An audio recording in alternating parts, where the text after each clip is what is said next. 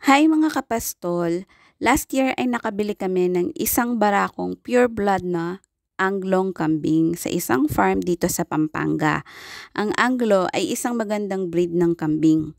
Nag-invest kasi kami sa magandang barako para gumanda ang next lahi ng mga kambing namin, kahit na meron siyang kamahalan. Ang pangalan ng barakong kambing ay Kali. Maamo at malaki si Kali kahit na 4 months pa lang siya noon. Isang hapon ay bigla na lang hindi umuwi si Kali. 2 days namin siyang hinanap. Nag-post pa kami sa Facebook pero walang bakas talaga ni Kali. Sa isip namin kung nakagat siya ng mga aso or tinuklaw ng ahas ay makikita namin ang bangkay niya. Ngunit nawala siyang parang bula. Dito namin na-realize na ninakaw si Kali.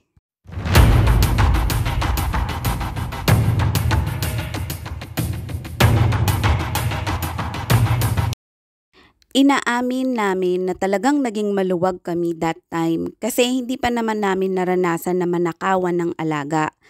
Pero pakalipas ang ilang buwan ay hindi lang si Kali ang nawalang kambing na hindi nag-iwan ng bakas.